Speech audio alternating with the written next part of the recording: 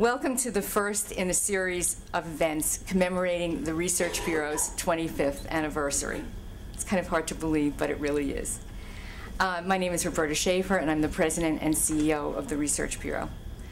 We'd like to express our gratitude to the Massachusetts College of Pharmacy and Health Sciences for hosting not only today's event, but our entire series. They've been very generous in offering us this space. I also, as I mentioned, today's program begins a 5-part speaker series based on our overall theme of mapping the road to success, cities mapping the road to success. Our 25th anniversary brochure is available at the back at the table, and also online on our website at www.wrrb.org. Each event is going to feature a nationally recognized expert who will address the challenges facing cities like Worcester and other cities represented here today.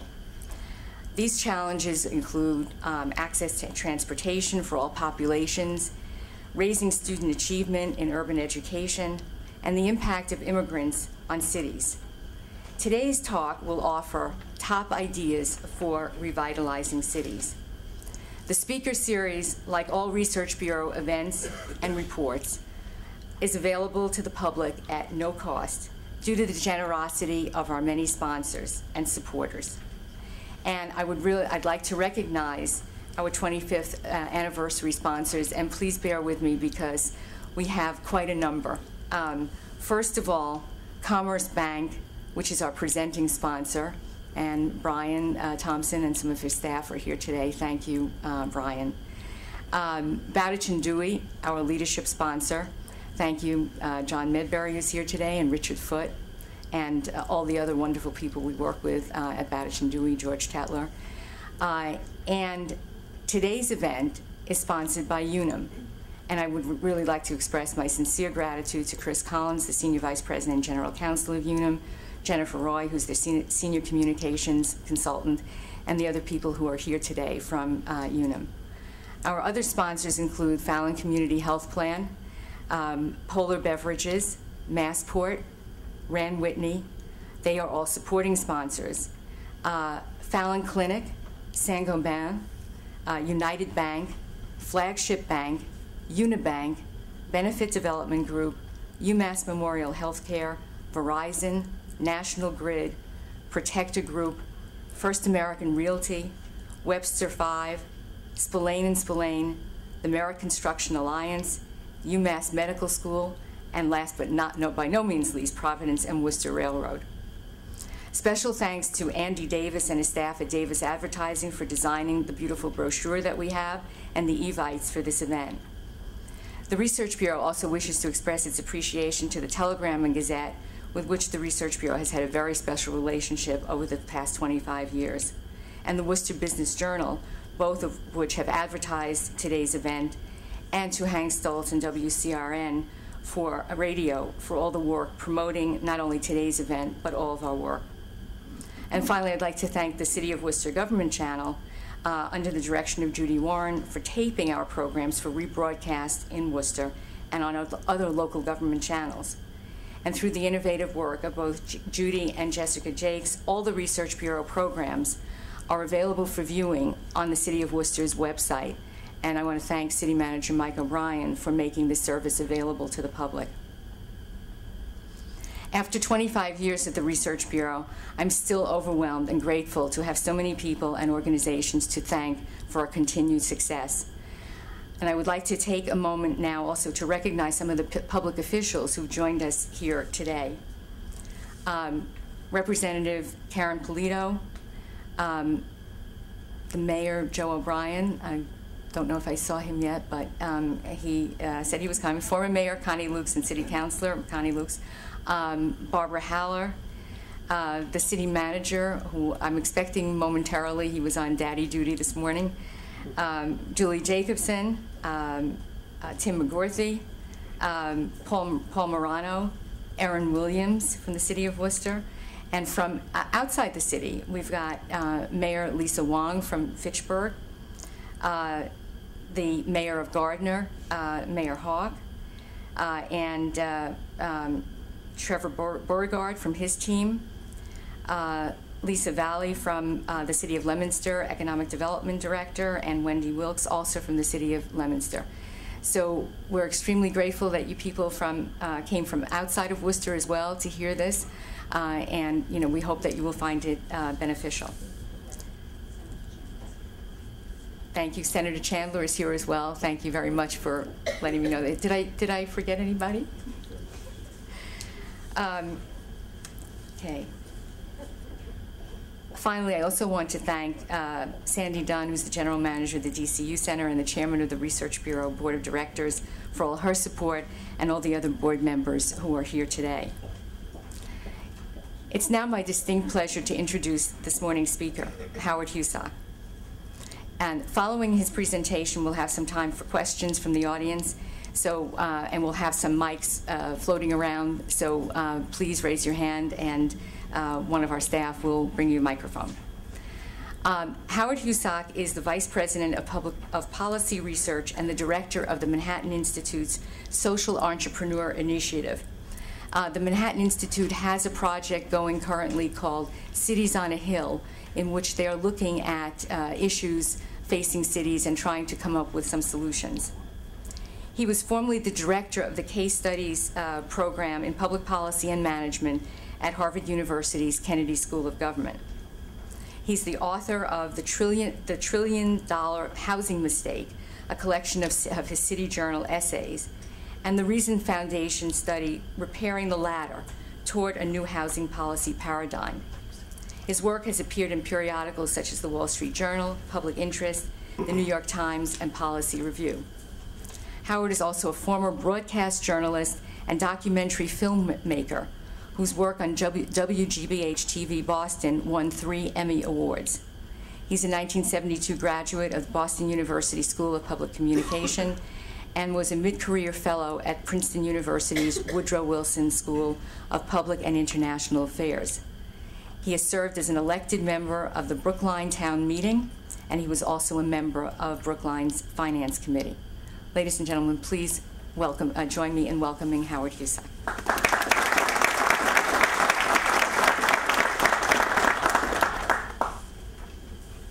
Thanks so much, Roberta. And I'd like to start by recognizing the Research Bureau, its work, I think, around the country, the work of Roberta Schaefer and the Worcester Municipal Research Bureau, Regional Research Bureau, is an organization known as one of those nuggets of real effectiveness and creativity. So congratulations on your anniversary, Roberta.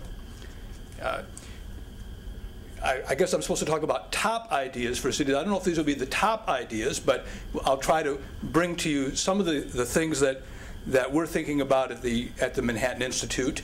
And there's always a tension when you address a group like this between addressing specific local concerns and bringing ideas from elsewhere. And so I'll try to address your concern, maybe through the Q&A, but also bring ideas from around the country that you might find useful here in Worcester, Fitchburg, Leominster, and this region. Roberta was kind enough to talk about the various parts of my checkered past and career. I would have to say just how great it is to be back here in Massachusetts, because to the extent that I do know anything about top ideas in government, I can assure you that despite 20 years at the Kennedy School, I learned more on the Finance Committee in the Brookline Town Meeting about health care, pension costs, and NIMBY, and all the things that are the real day-to-day work of government, as anybody who serves as a public official knows. I can't help but start by reflecting, though, on the 2 cities I know best. Boston, where I spent most of my life, and New York, where I've been working for the past 4 years. I already knew, going to New York, that there were some differences, but making the move has given me a deeper appreciation. I already knew it was more expensive to live in Manhattan than, say, in Medford. But I never imagined somebody from Medford would spend $100 million of his own money to become mayor of New York. But and I already knew that New York was even more congested than Boston. But I had no idea it was possible to go out the door of one's own office building, that is mine, and have to wait to get into pedestrian traffic. I've learned a new term for the sidewalks of New York. It's called pedlock. Maybe you would like to have some of that here. I don't know. And I already knew there was a rivalry between the New York and the Boston Major League Baseball teams, but I had no idea how serious the personal consequences could be of showing the wrong colors until after the New York Post ran a picture of Conan O'Brien in front of 30 Rock wearing his Red Sox cap. Who can doubt that's the real reason Conan lost his job? So yes, I have all sorts of new appreciations for New York, but some of them have to do with the themes, the serious themes of my talk this morning. Especially policies that relate to the revitalization of New York over the past 20 years. For instance, the sharp reduction in crime, which has sparked new investment in all sorts of neighborhoods once considered too dangerous to take a chance on, and which have saved thousands of lives. The New York crime reduction did not happen by chance. It's the result of a specific new management approach which the city itself, not on direction from anybody else, decided to adopt. The reduction was the result of beginning arrests for small quality of life offenses, such as turnstile jumping in the subway, leading to a broader policy called CompStat, Computer Statistics Driven Policing, which holds individual precinct commanders accountable not for responding to crime, but for preventing crime. And specific crime reduction goals were set by the city, an unprecedented policy, and attained. The New York Daily News recently summarized, in 1990, before the advent of CompStat, New York City recorded 2,262 murders in 1 year, 100,000 robberies, 44,000 felony assaults. In the year just completed, murders fell from 2,200 to 471. Robberies were down to 18,000, that's from 100,000, and assaults 16,000 from 44. The murder rate in New York is now lower than it's ever been since the early 1960s. The lesson here is not just that smart, accountable policing can bring down crime. It's much larger, that cities can do a great deal to help themselves, that their fate is not in the hands of larger, inexorable historic forces that dictate rise and decline. To some ears, this may sound self-evident, but as former Milwaukee Mayor John Norquist, who served 4 terms in that city, has put it, for too long we've had an expectation that the only help for cities can come from higher levels of government, state capitals or Washington, and only that can help reverse urban decline. Norquist dismisses this approach as tin cup urbanism, city as beggar. Now, this is not to understate the extent of specific budget challenges which many cities now face in the wake of the bursting of the housing bubble and the economic downturn. Fully 88% of city finance officers have told the National League of Cities they fear they will be less able to meet their fiscal goals in the coming year, and virtually all of the 20 largest cities are facing significant budget deficits. And just as significantly, revenue from property tax, income tax, and intergovernmental aid is declining more rapidly than spending is being cut. Keep that in mind. Spending cuts not keeping up with the decline in revenue, and that means the pressure on city budgets is only going to grow in the coming years. And at the same time, as officials in this room know, more and more citizens are looking to government for assistance, and taxpayers are more carefully scrutinizing the value of the public services that they receive in exchange for their tax dollars. Budget cutting already widespread. Fire service in Los Angeles, police in Memphis, parks and recreation in Baltimore, and more cuts may be necessary, but they may also stoke voter discontent. It's trite, but still true, though, to say that in crisis there is opportunity. Budgetary pressure can, in a phrase favored by former Indianapolis Mayor Stephen Goldsmith, make city services have to be better, faster, and cheaper. Indeed, improving on all 3 of those counts can help citizens get more for their tax dollars, as well as lay the foundation for a healthy city economy. Even small changes can make a big difference.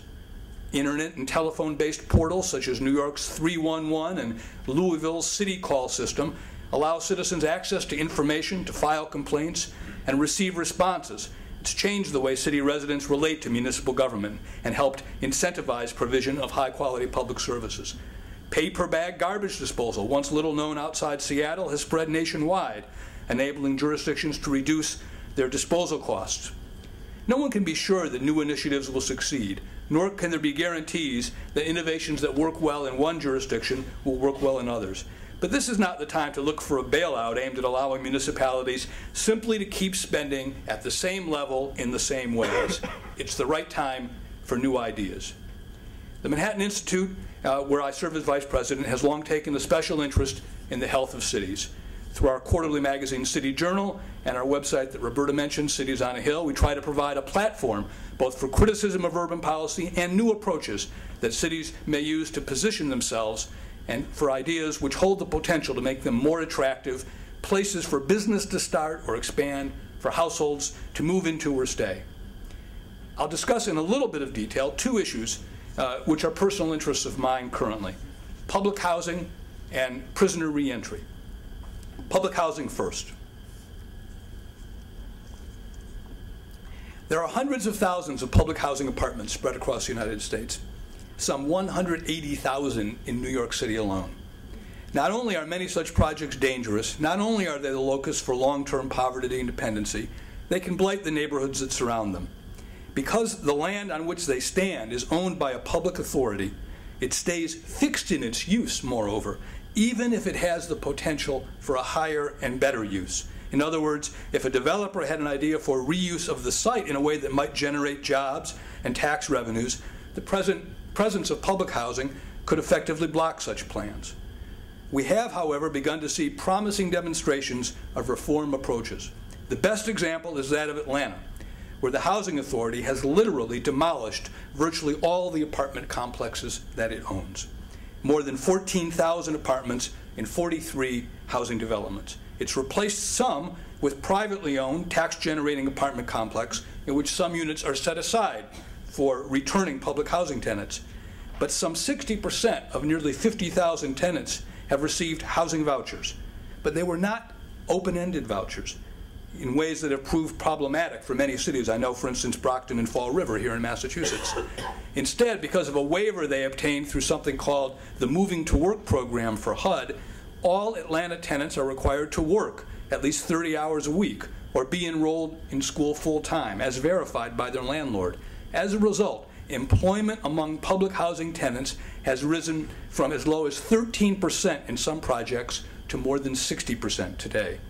And by unfreezing, if you will, the publicly owned and already assembled land parcels. Anybody who's in the economic development business knows how hard it is to assemble land for developers. Atlanta has been able to attract private developers whose investments in complementary surrounding areas of the former project sites have sparked new investment in long-blighted neighborhoods. The city estimates that property tax revenues in and around former public housing sites have risen by some $1.1 billion since 1998. Plenty of heavy lifting around, waivers from HUD, but the effect has been powerfully positive, both for public housing tenants and Atlanta at large. Just as changing the terms of public assistance to emphasize work led to a sharp drop in dependency and an increase in tax-paying city residents around the country, so can we change the emphasis of programs aimed at helping a very sizable additional at-risk population, those being released from prison and returning in disproportionate numbers to our cities. Consider the following. More than 700,000 prisoners will be released in the United States this year from state and federal prisons. If I asked you how many were in state and federal prison and I said 700,000, you might believe it. This is the number being released from prison. And 2/3 of them, tragically, are on track to return behind bars. Improving on that record is of crucial importance, especially to cities and the mayors who lead them. The numbers are telling. Nearly 40,000 are released to Philadelphia annually, 12,000 under mandatory parole supervision in Baltimore. Dallas handles the release of 400 to 600 newly released prisoners every month. Keep in mind, the fate of ex-offenders has a great bearing on the key challenge, fundamental challenge of any city administration, maintenance of public safety. If nearly 2/3 wind up in prison, that means new crimes are being committed. Those familiar with the situation know that little is done to prepare those being released for a life of freedom and responsibility. Frequently, they lack even a standard government-issued form of identification upon release. Often, they have accumulated tens of thousands of dollars in child support arrearages while they are behind bars. These serve as a deterrent to subsequent participation in the formal workforce. Often, they have such small problems as outstanding traffic tickets, which may serve as an obstacle to getting a driver's license, which again, an obstacle to gaining a job. Historically, state and local officials' efforts on behalf of these hundreds of thousands of men, and they are primarily men, have emphasized treatment, training, rather than the formula which has worked so well for ex-welfare recipients, rapid attachment to work, clearing away the barriers that stand in the way of work. This, too, has begun to change, however, in the face of research showing that early attachment to the workforce is a key way to decrease recidivism. A Manpower Demonstration Research Corporation study of a small New York City program focused on placing ex-offenders in jobs as soon as possible found that there were small but statistically significant decreases in the two key measures of recidivism, felony convictions and reincarceration. Can I get some more water? In Newark, New Jersey, the exciting young reform mayor, Cory Booker, a liberal Democrat, former Rhodes Scholar, and All-American football player at Stanford, has taken on this issue in a most unusual way.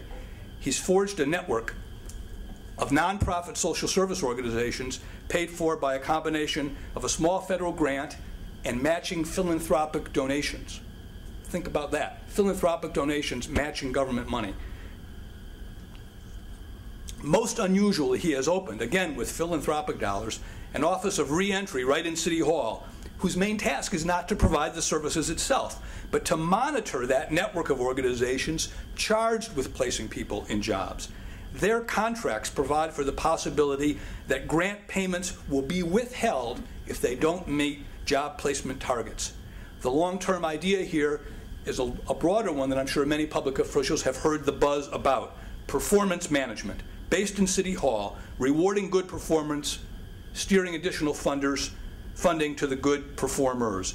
To date in Newark, the results are not overwhelming, but they're promising. In 9 months, the Newark Prison and Reentry Initiative has enrolled 739 ex-offenders, so far placed 334 in jobs, ranging from the night shift at convenience stores to forklift operating and warehouse work, this in the teeth of recession.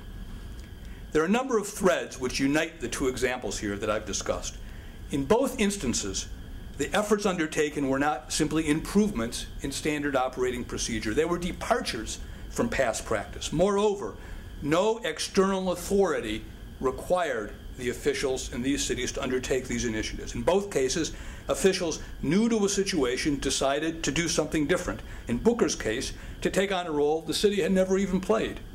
But he understood the goal of putting ex-offenders to work as part of his overarching goal of reducing crime in Newark, the foundation of his agenda of reform and economic redevelopment. But again, the point here is broader. Local governments under stress may find that imaginative new approaches work better than stimulus funds, which simply allow them to keep employees in place for yet another year or two. The same impulse can lead to changes in how to approach pension funding. Defined contribution rather than defined benefit could save significant money in the long term. And I should recognize Worcester City Manager Michael O'Brien for his work in requiring health care contributions on the part of public employees. It's not sustainable for the benefits to public employees to differ dramatically over time from those available in the private sector, and for trust and confidence in government to be maintained. It may be that infrastructure financing, a combination of private investment, whether it's a new bridge, a new road to an airport, for instance, could help with cities cope with the debt financing limitations which states and municipalities face. Schools, where charters are showing great promise, and tougher new rules on tenure show promise in improving teacher effectiveness, widely considered the key ingredient to education success. And I should have recognized Roberta before for her landmark work on the State Board of Education here in Massachusetts, widely recognized across the country and made the state the leader. New approaches don't have to be original.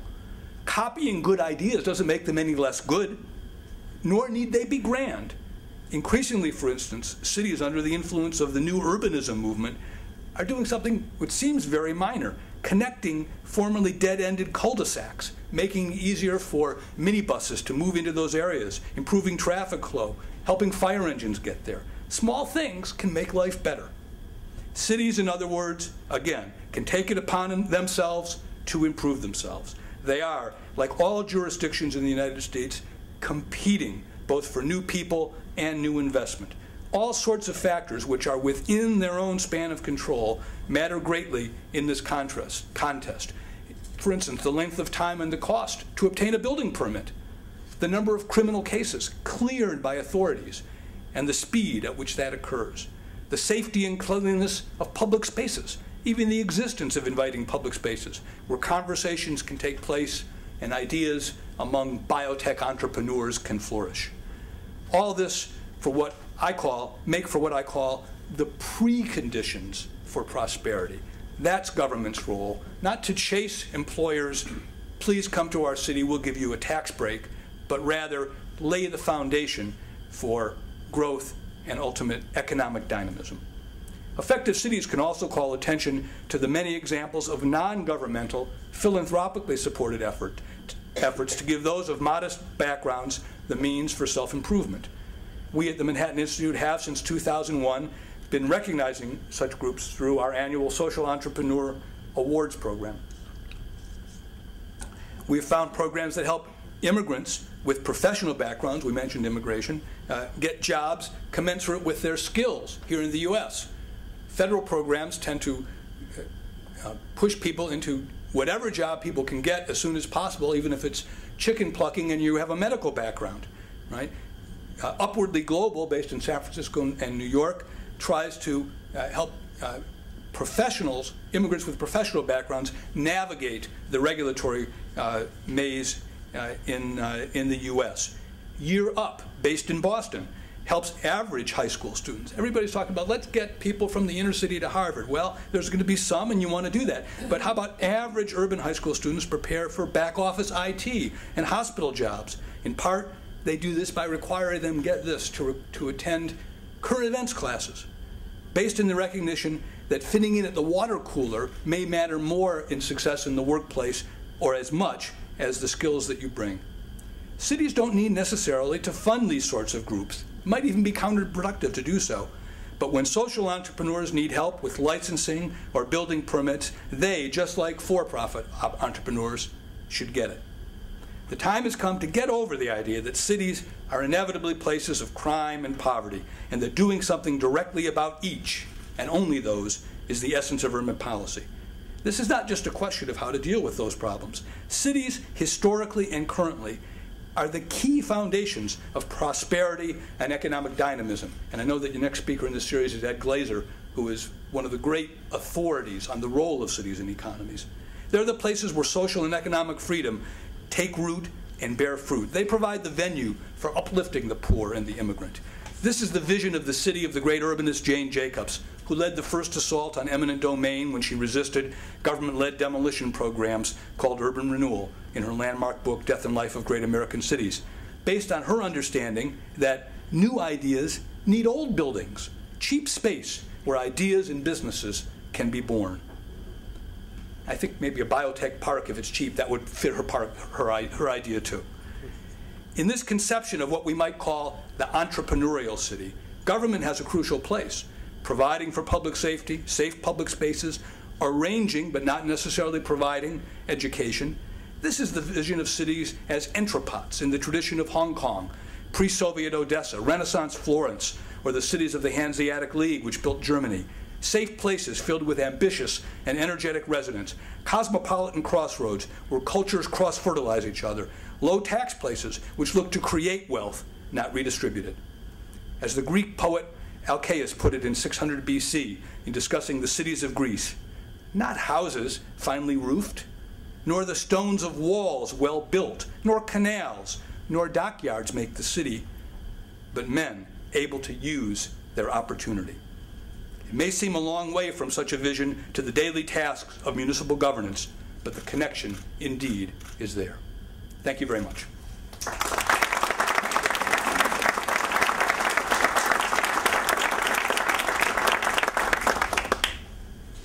Happy to take questions about all Greek poets.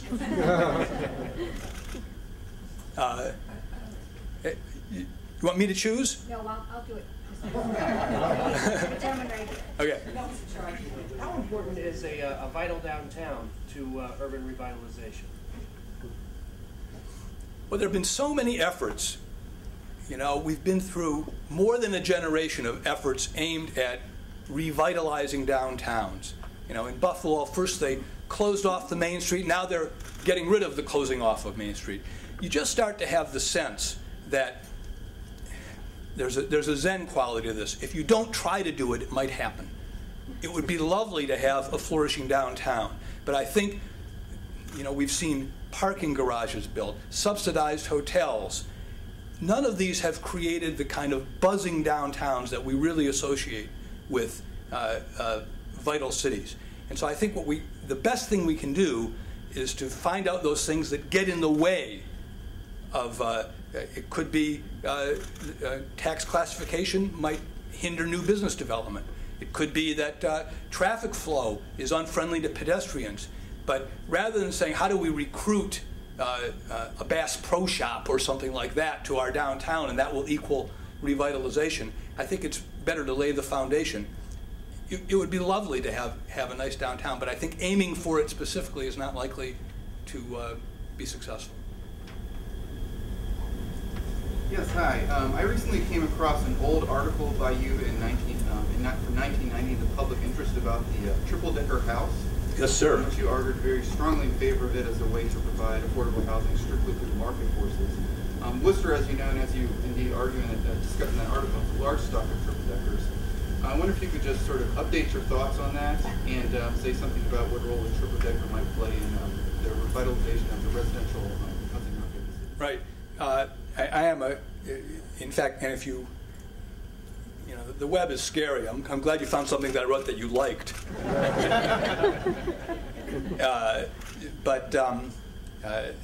And if you found the late lamented New England Monthly from 1988, you'll see a photo essay of Worcester three-deckers that accompanied an article that I wrote for that magazine. So I am really a big fan of New England regional architecture, specifically the three-family house.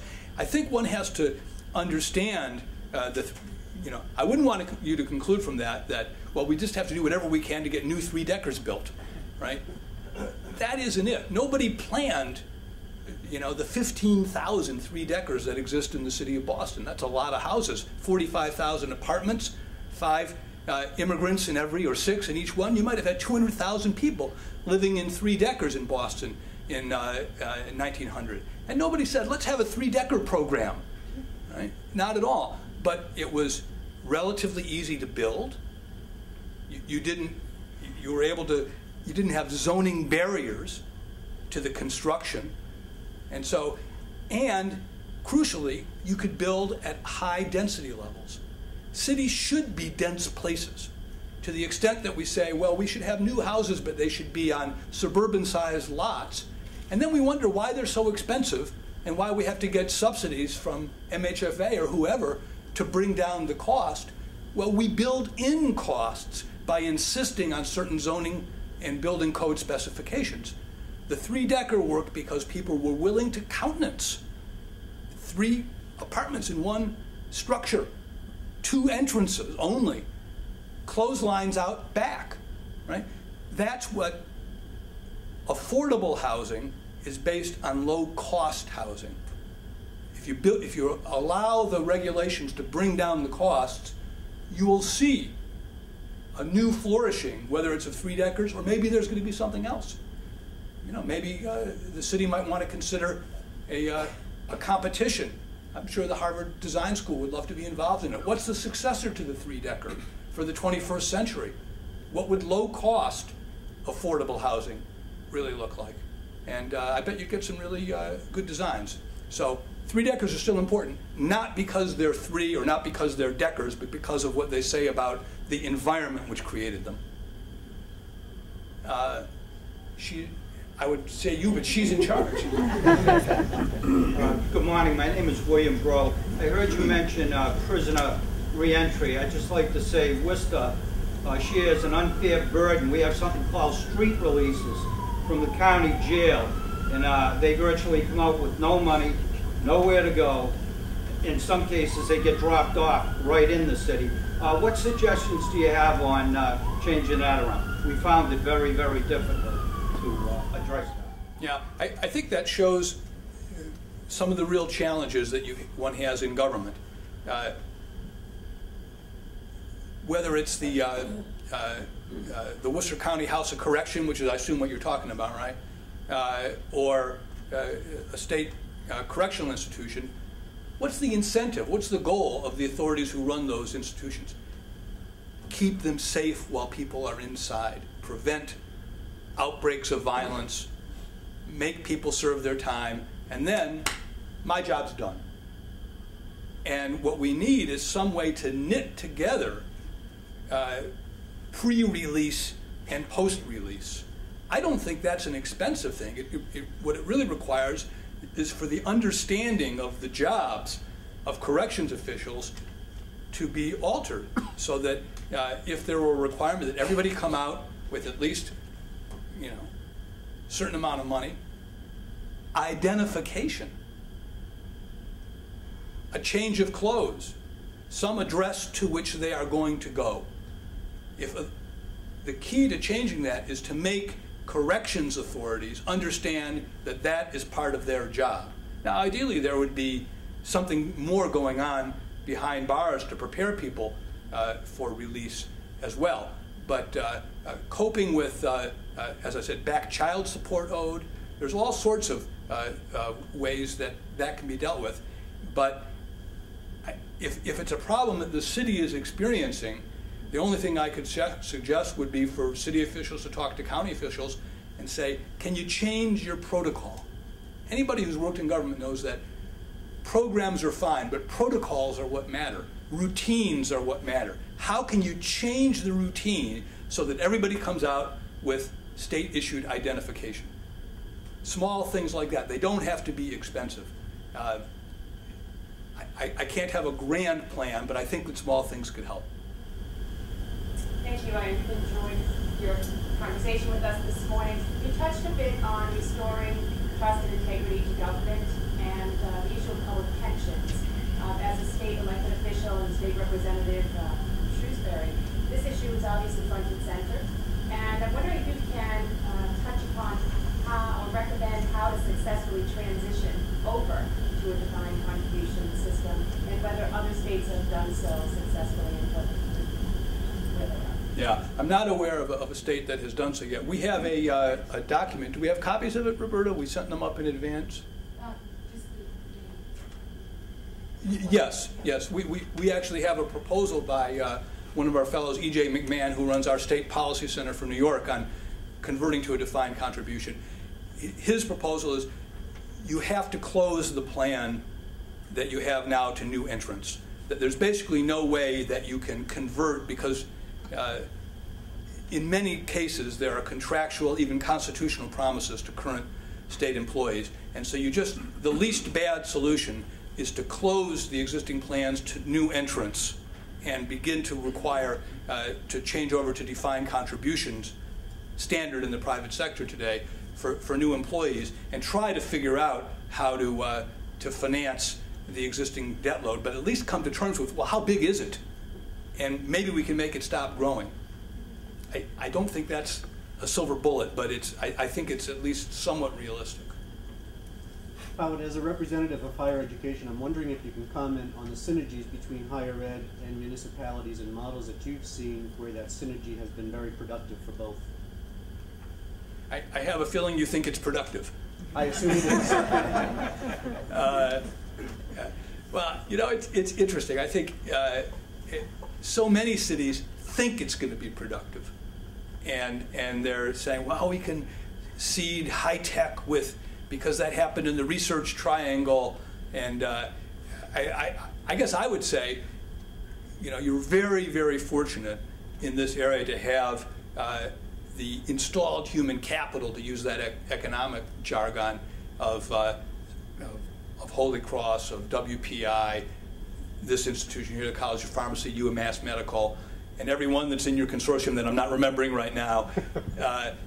But you know, just having people here doesn't mean inevitably that they're going to stay, that they're going to start businesses, and so one has to think about how can they be drawn into the community, and I think that's again a step-by-step process. But it'd be wonderful to know from somebody who's been successful in starting a new business. You know, I used to do case studies when I was at Harvard, and it'd be wonderful to find out somebody who started at UMass Medical or at WPI, who founded a business, stayed in Worcester, now employs people. It'd be wonderful to deconstruct that whole process and say, what were the key turning points? When might it have gone wrong? What can we learn from your success? And similarly, to find somebody who pulled up stakes, right? I mean, inevitably, in government, one wants to celebrate one's victories and put out a nice brochure. But one might learn just as much, well, what was the deterrent? Was it you couldn't get financing? Well, that might be out of our hands. Or was it, you know what, I tried for 6 months to get a zoning variance, and I couldn't get that. Well, that would be something within your control. So I think learning from specific examples could be very helpful in giving you guidance as to how that kind of synergy could work out, because it obviously holds just the greatest potential for the economy of this whole region. Hi, my name is Maria Ortiz. I come from the Pioneer Institute. Can you hear me? I can. Give my best to Jim Sturgios, the director there, a good friend of mine. I will. One question. The comments that you offered around innovation, what I have seen in Massachusetts is that it's not always the case, but they mostly revolve around our biggest urban center, which is Boston. And many times we have the opportunity to talk to mayors from other cities in the state, and they're really facing a lot of budget constraints, and they really have other things in mind. So I was thinking if you could give us some of your thoughts on how can we support these what we call middle cities to really go for innovation and not just be stuck in the budgetary constraints. And also if you could give some examples, if you know of regionalization of these types of services. Right. I think it'd be wonderful to, maybe you've already done this, to convene a working group of not necessarily the mayors, but maybe the top chief operating officers, so that they can share ideas about what they're doing. Each city has individual challenges, and so for some it might be changing the traffic pattern could really make it possible for a business to locate there. I think one has to be just committed to a spirit of innovation and not doing things as they've been before. But I think if you were able to pull together a group of chief operating officers who could share ideas, that could be very helpful. I happen to, I don't know how wide, I mentioned a couple of small things. I really like the idea of separating waste streams, because I know that municipalities, that's a big expense, garbage disposal. It's almost as bad as snow removal, right? And as unpredictable. But if you can divert the waste stream and by giving people an incentive to pay a fee based on how much they dispose of, that could be effective. I think it's fascinating that used to be there were no bicycle policemen anywhere in the country. Now bicycle policemen are everywhere. How did that happen? I really don't know how it happened. And maybe there are too many hills in Fitchburg for there to be bicycle policemen, and so they need Segway policemen. But the idea of a public safety presence spread throughout a city, those are not, again, earth-shaking ideas, but I think that's the kind of detail that you want to get into to make life better day to day. Hi, I have a question about Worcester. I have a loud voice, so I guess we'll have to, sorry. In a different forum last night, the city manager talked a lot about some of the progress that Worcester's made in the past 5 to 10 years. And I think one of the things that struck me was that after, frankly, about a 10 to 12 year struggle from our now Lieutenant Governor and with our city manager, we're going to have enhanced rail service here in Worcester. We're going to have enhanced rail service. I think if I have the numbers right, the city manager said that by 2012 we'll have 45 trips back and forth to Boston a day, which is phenomenal. It is. So I look at other cities that have really built upon that, like a Stamford, Connecticut, where all of a sudden they become a center for commerce and there's this reverse commute phenomenon going on. Do you have any thoughts on that? Do you have any suggestions on that, or any sense of how Worcester can really grow roots in that direction to attract business around the locality, the ease of reverse commute and normal commute? I think it's a tremendous potential strength for the city. Obviously, housing prices are much higher in other parts of eastern Massachusetts, and so people who are willing to, believe me, in the New York City area, an hour's commute is not considered, it's more than an hour from Greenwich, Connecticut, which is the richest community in the United States, to Manhattan, and a lot of high rollers take that train every day. I think, one wants to make sure, again, you get back to basics, that the trains are clean and reliable. That would be helpful. It would be nice if there was a cheap monthly pass or just an electronic scan so that you could get on quickly.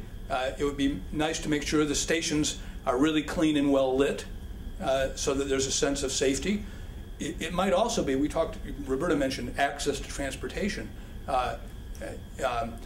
Large parking lots and individual cars making small trips from satellite locations to the train station doesn't seem like a great model for getting commuters on board necessarily, because it can be expensive for those people. It may be that, public transportation does not have to mean a regional bus authority operates all the transportation. It could be that the city puts out a request for proposal for jitney service from various suburban areas direct to the train, so people didn't have to drive every day.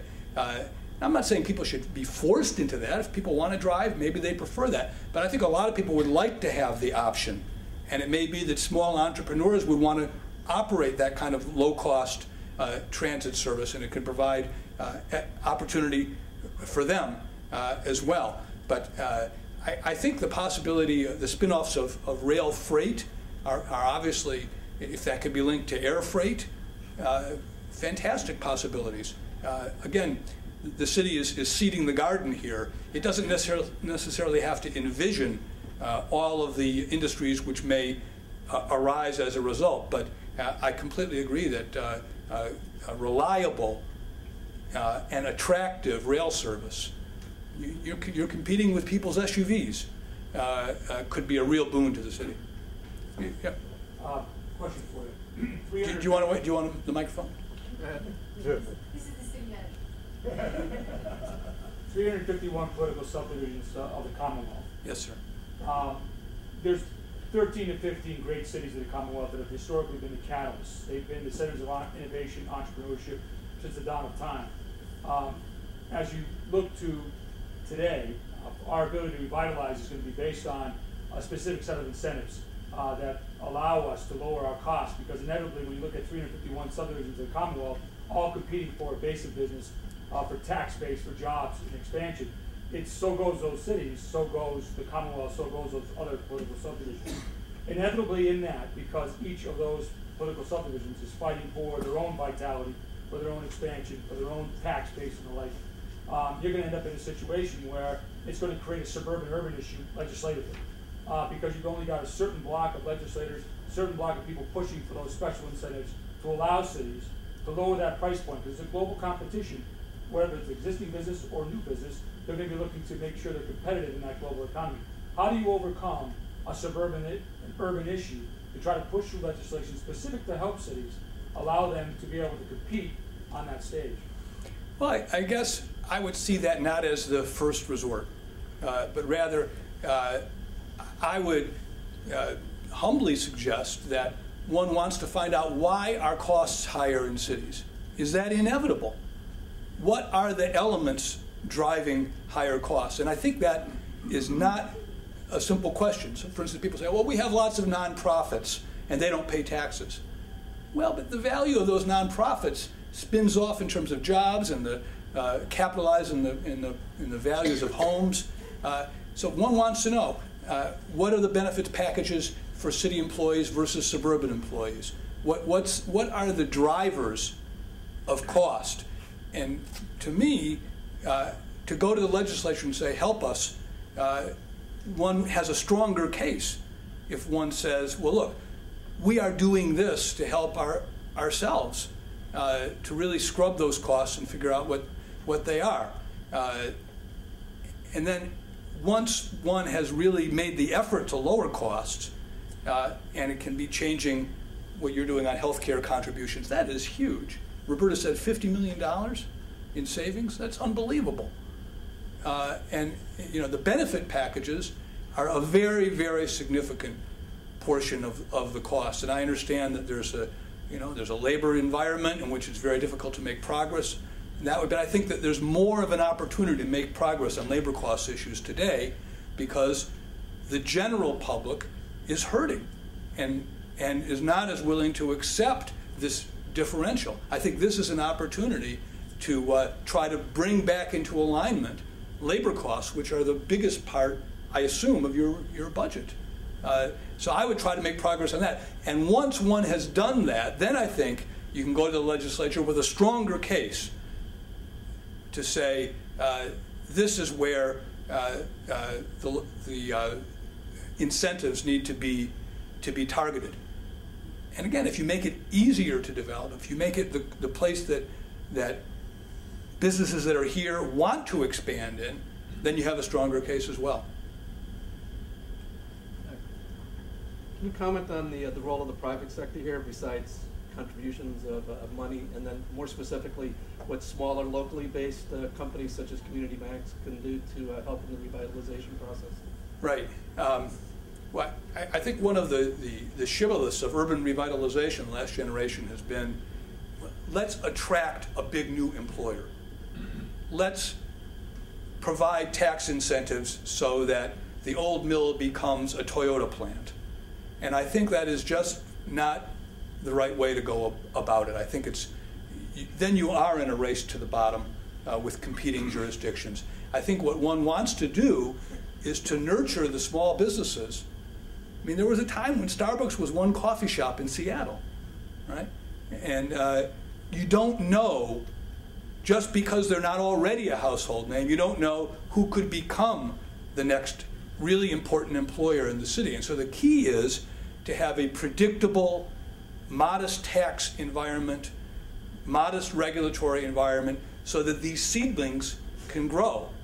Now, community banks obviously provide oxygen for them, and you know, we're in an environment right now where banks are able to have a business model, borrowing cheap and lending high, and investing in treasury bonds and things like that. And you know, that's obviously not great. It's a good business model as long as the Fed is keeping rates, the cost of their funds, so cheap, but it's not necessarily a good thing. I expect that will begin to change, and that banks will have an incentive to begin lending again, and they have they've got capital stored away. You can't force banks to lend. You know, we've tried that. As you know, the Federal Community Reinvestment Act incentivizes banks to lend in certain zip codes. Unfortunately, too often banks say, well, those are cost of doing business loans. I'm not really serious about those loans. Those are just a regulatory burden. We want banks to care about every little loan that they make. I think that's crucial for the small businesses that they're investing in. And I would hope that over time in the banking environment that it would be considered a business advantage for banks to make clear their local roots, the fact that their loan officers are familiar with the local environment and are willing, and also have to be willing to take chances on businesses because they know and trust the entrepreneur based on a referral from somebody else in town. And so I think community banks have to figure out what their comparative advantage is, but they can be clearly a key lender.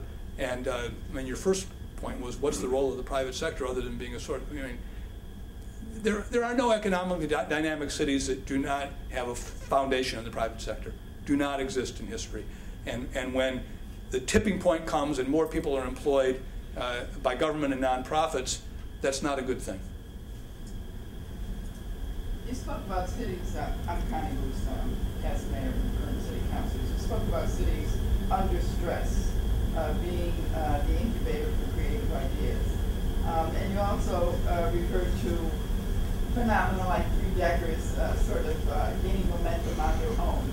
My question really deals with the current economic climate and cities being so needy of new projects that they may enter them without seriously looking at all the consequences.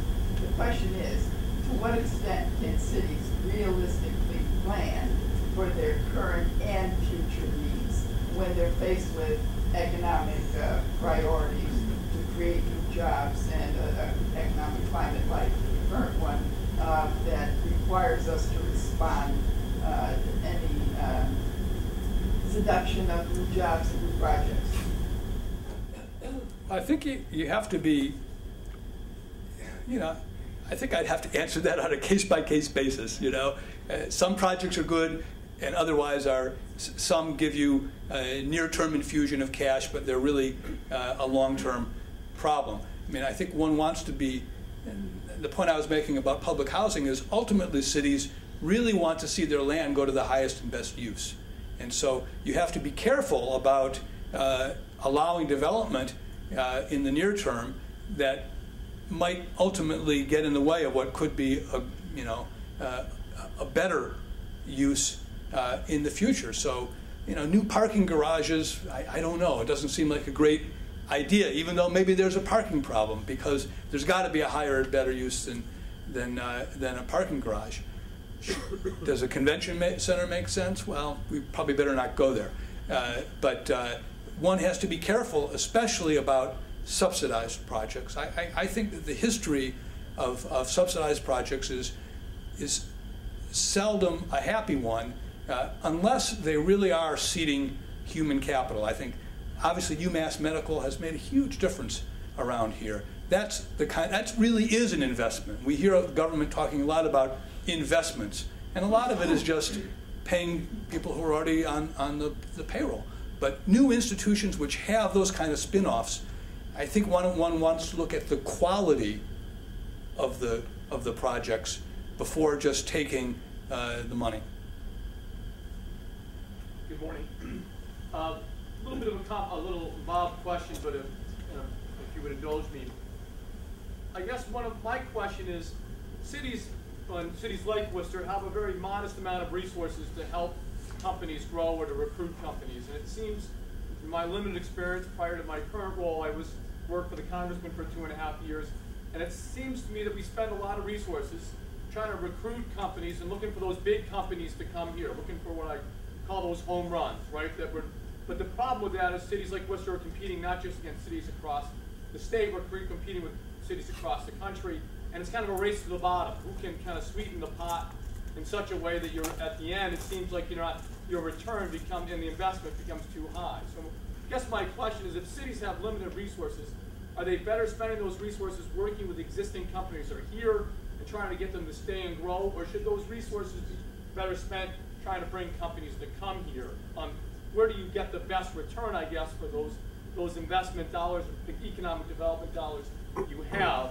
And if the answer is to kind of work with the folks who are here, do you have a sense that the big question we struggle with in our community is this issue of the dual tax rate?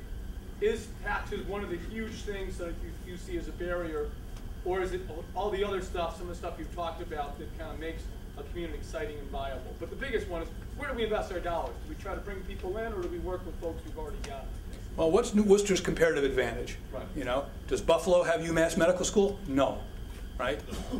Does Santa Fe have it? No. Does Mississippi have it? No. Right?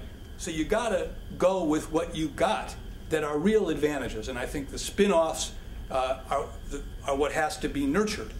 As far as what would prevent small business from staying here and growing here, I think that's an empirical question, whether the tax classification system is really a big problem. I want to ask them. I want to see them in a room maybe once a month. You know, maybe there'd be a working group.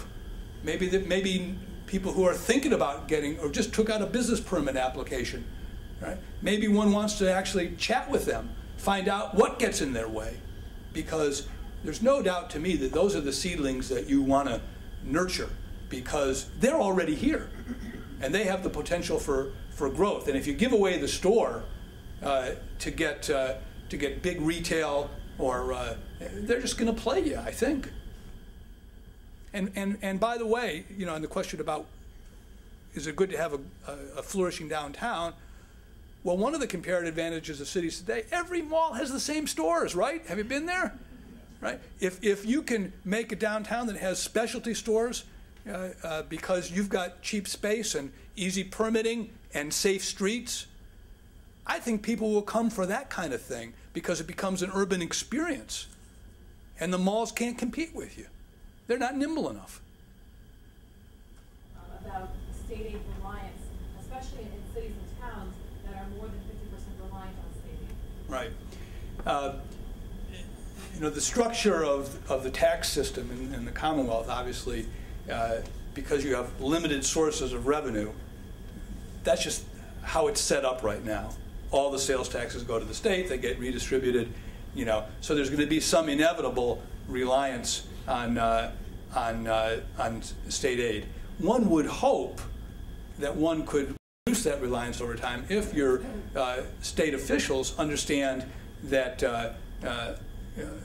statewide mandates as relates to health and pension costs strangle the cities, and then put all that pressure on local aid and prevent investments in infrastructure and education that are really the long-term basis of a dynamic economy. So again, I think you need a two-pronged approach. One is, yeah, get your own fiscal house in order so that you have a good argument when you go to Beacon Hill, but also say, take some of the monkey off our back here so that the costs don't inevitably keep rising every year.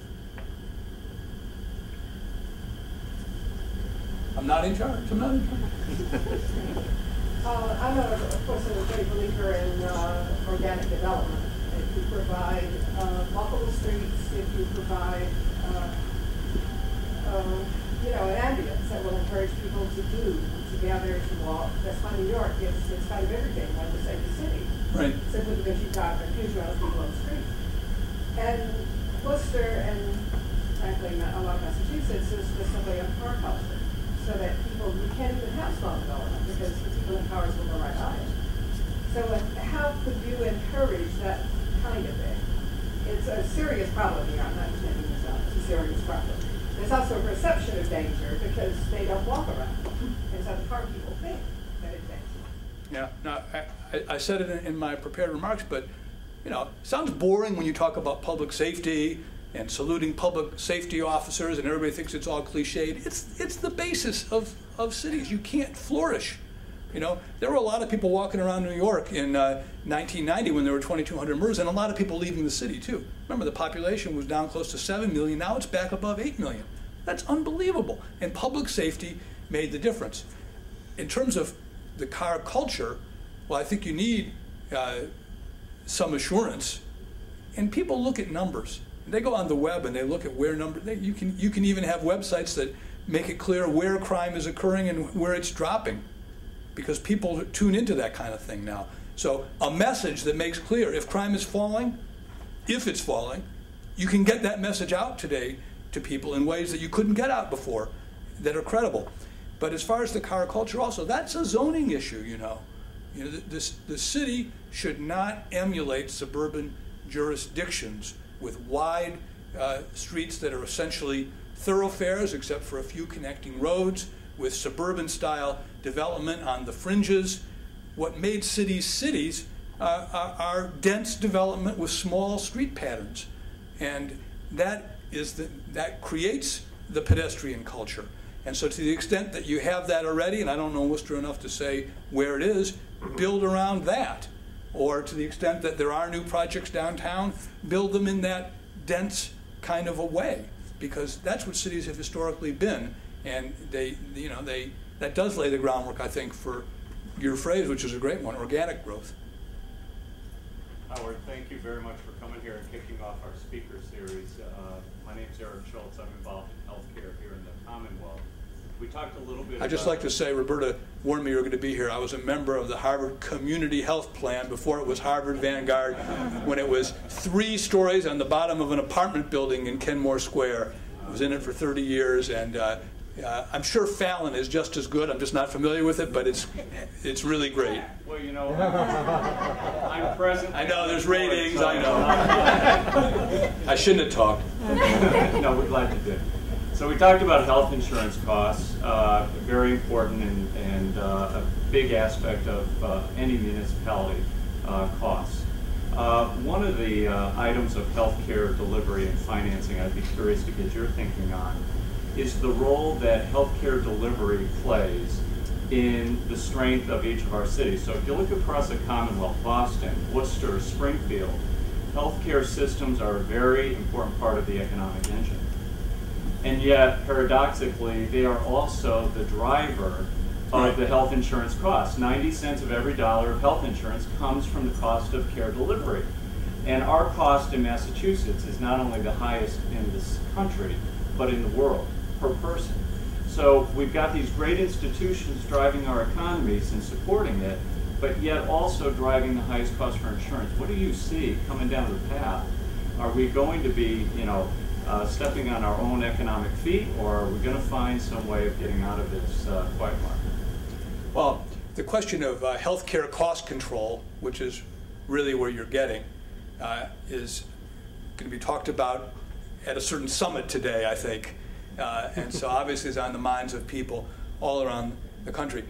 My own feeling about it, and the Institute has something we call the Center for Medical Progress, I don't think in the near term changing the structure of the insurance system, even trying to control costs in the public programs, Medicare and Medicaid, is really going to wring out significant savings. I think what we have to be open to, crucially, is medical innovation, right? So, I'll just give one example. How many people did not have to go to the Brigham and Women's Heart Unit because they started taking Lipitor 20 years ago? We are on the cusp of a genetic revolution in personalized medicine. And we have to take care that we don't structure our insurance systems. So for instance, I understand that a big HMO would like to have purchasing power with the pharmaceutical firms, right? To say, we want bulk discounts because the cost of these drugs is too high. Well, but indirectly, that will starve the young biotech entrepreneur outside of Worcester who is hoping to come up with a blockbuster drug that they sell to Abbott, then give to Harvard Vanguard so that people don't have to have surgery, right? So I think long-term, personalized medicine is really something we have to want to nurture, and that probably means new drug development. And I think the Commonwealth is in the driver's seat nationally on that issue. The example I like to use is, let's say it was 1952, and there was a polio epidemic at that time. Let's say the focus of our public policy discussion was only one thing. How can we make sure there are enough iron lungs for everybody? Imagine how expensive those were. And yet, 3 years later, there was a vaccine and the end of the iron lung. Right? So I think those are the kind of breakthroughs we have to nurture to break this cost curve in healthcare. But in the meantime, good people like you have to manage the ship, and so my head's off to you. Thank you very much. Did you have a question? I just have two quick, small questions. Okay, if I could. Just two small questions, sort of separate. In terms of the dual tax rate, I would like to get your opinion on the focus. The city made the choice to basically keep people in their homes and to have that dual tax rate rather than have a single tax rate, and what are your thoughts on that is my first question, because obviously you want to think long term, but sometimes in this economy, keeping people in their homes has been very important. What are your thoughts on that? Well,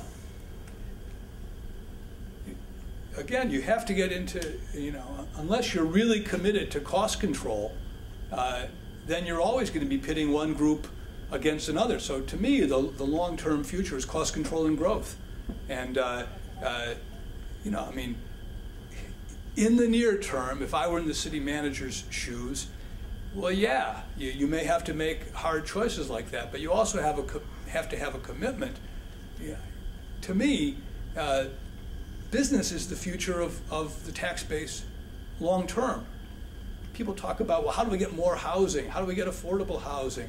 Housing is a manifestation of a healthy economy. You can subsidize all sorts of housing and write down the cost of housing as much as you want, but it doesn't mean you have a real economy. Real economies are built in employment and in business growth. And so in the near term, say, yeah, maybe for the next 5 years, we're going to have this classification system. I don't know. I'd have to look at that's a difficult tactical decision, and I would never be glib about how one should handle that when you're really in the arena. But in the long term, the underlying assumption that business is rich and you have to soak them to help the little guy is not a productive way to go. Okay, my quick second question. In terms of education in a community and corporate partners, how important is that? We haven't spoken a lot about that, but how much importance would you base on that in terms of the development of a city, the corporate partners, and I guess just education in general? I'm not sure what you mean by a corporate partner in education. Some of our corporate partners, some of our big companies have adopted high schools to try to sort of supplement that education in terms of the money that they've lost from the Right. state. I think there are a lot of interesting models like that. One of the most, and Roberta could answer that question a lot better than I could, but one of the most promising models for urban education in the country is the Knowledge is Power program, the KIPP schools, which now have about 100 charter schools all around the country, and they typically match public charter dollars with philanthropic donations so that they can have longer school days, Saturday morning classes, remedial education over the summer. So I think the combination of philanthropic support and public dollars is a sensible formula. At the same time, if you just pour more money into a system that is not working, it is not going to start working. In fact, it gives an incentive to keep not working. And so I think the movement to re-examine the premises of teacher tenure, which is starting to take off. Michelle Rhee, the school's superintendent in Washington, D.C., a Teach for America graduate, a young Korean American, very dynamic person, has told the unions, listen, we're going to trade off cost of living increase versus you give up tenure. Right? She's really laid it out there. We know, and the Gates Foundation has become very active on this. Melinda Gates had an op-ed in the Washington Post about this last week. Very active in the idea that effective teachers make the most difference. And if you tenure everybody after 2 years and they never get dismissed, would you run a company that way? Absolutely not. We've got to make progress in linking this fantastic test regime that we have in Massachusetts, that you have in Massachusetts, to individual teacher performance, and there are ways to do that, and rewards based on that. And so if you just say more money to the same formula, that's not the corporate partnership that you want, I think. Thank you very much. I just wanted to mention that Commerce Bank has been generous enough to provide everyone with a water bottle. They're in the back. Please feel free to take one. This is your Vanna White turn.